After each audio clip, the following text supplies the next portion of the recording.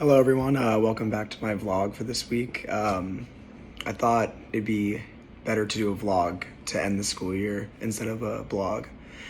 It's a little bit more enjoyable for the viewers, but let's get into it. So this week I got to read This Is Our Youth by Kenneth, I'm bad with pronunciation, I'm gonna say Lonergan, but it's so, I'm going to do an analysis of the play in the context of the theater, the history that we've learned, and the product knowledge that we've gained. And then I'm also going to, at the end, talk about a pitch for how I'd be interested in seeing the show produced at KU.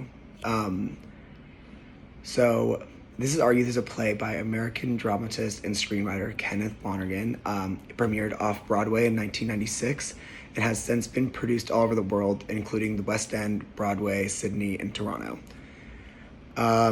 Broadway.com defines it kind of as, it's set in New York in 1982. This Is Our Youth follows 48 hours in the lives of three very lost young souls. Warren, a dejected 19-year-old who has just stolen $15,000 from his abusive tycoon father. Dennis, his charismatic drug-dealing friend who helps Warren put the stolen money to good use. And Jessica, the anxiously insightful young woman who Warren yearns for. The important information y'all will need to know to understand my analysis and pitch goes as follows. Warren needs to make the money back that he stole from his mafia tycoon father. Dennis comes up with the idea to spend it on cocaine so that they can not only enjoy themselves, but also turn a profit. It obviously does not work out, and they come to the realization that they are not going to be able to make enough profit with the amount of cocaine that they have left.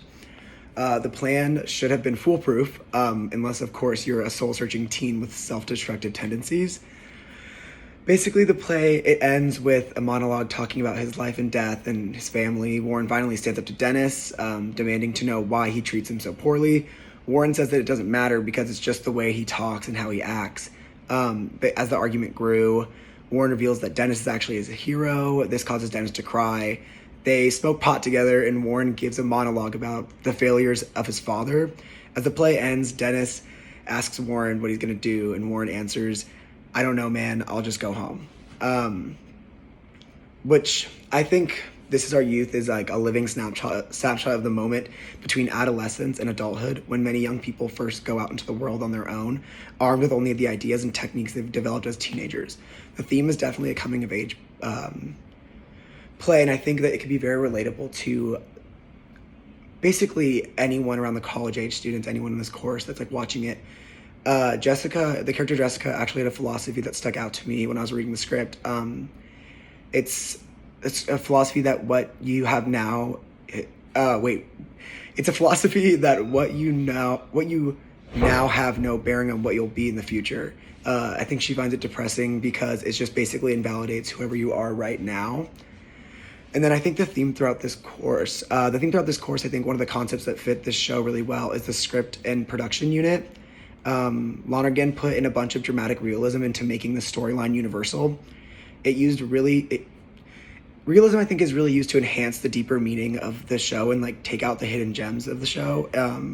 Such as like, I think in the show of This Is Our Youth, it had a reflection on America's society and the trials and tribulations of growing up. The main theme that stuck out to me actually had to do with the day-to-day life of a young adult, especially with what I've surrounded myself with, what I know, that is dealing with active drug addictions and just bad habits overall. The first thing I thought of when I was reading the script is there's a scene in HBO's Euphoria where the character Rue is a recovering drug addict. Like, she's a very bad drug addict, and she comes up with this idea to buy $50,000 worth of drugs, thinking that she'll be able to sell it and make a profit and become a drug dealer because she thinks that's like really cool. But then like you see throughout the whole season that she really struggles with not using the drugs in there, and it actually ends up like ruining her life, and like she like gets like kidnapped and all this stuff. And I just like kept thinking about how that's very similar to this. And I think one deeper meaning of this show was that I really saw was the difficulties of dealing with someone like a addictive friend, and how hard it can be. Like, that's like selling $15,000 and all the things that come with it. So a pitch for how I think I'd be interested in seeing it produced at KU would have to go, they would do a dive into like the mental health of college students and really isolate the problems of drug abuse. The rate of substance abuse for both drugs and alcohol among college students has risen steadily in recent years. A recent study found that 37% of college students regularly used illegal drugs or abused alcohol. 39% of students in college experience a significant mental health issue. Half mental health issues begin by age of 14, and 75% of them begin by age 24. 67% of people 18 to 24, so the average college student with anxiety or depression, don't seek treatment. Suicide also is the second leading cause of death for anyone ages 18 to 24. 280 people decide not to go through a suicide attempt for every person who dies by suicide. 67% of young adults first tell a friend they are feeling suicidal before they're telling anyone else. 1 in 5 adults have diagnosable mental illness, and 50% of us will experience a mental health condition in our lifetime. I think that is a major theme and aspect of the show that nobody I think KU should dive into and really focus on, I guess, the mental health crisis that is going on in our generation right now, especially with the pandemic. I think it would fit the contemporary issue, the local issue, the regional issues, and the national and or international issues. I think really focusing in on KU could do so much to promote the show if they did it here, and really also they could make it more 2022 friendly. They talked about this thing called the Reagan era. It's described as, in the book, The Age of Reagan, A History of 1974 by the author Sean Wilnetz. It's usually characterized Reagan as the leader of broadly based conservative movement whose ideas dominated national policymaking in areas such as taxes, welfare, defense, the federal judiciary, and the Cold War. I think KU could also make it, being a liberal school, could make it more modern day 2022 related, but I think the best thing for them would go in really deep dive into the mental health crisis that we are experiencing in 2022 for college students and young adults. That's all I have to say so far about This Is Our Youth. Peace out, Theater 100.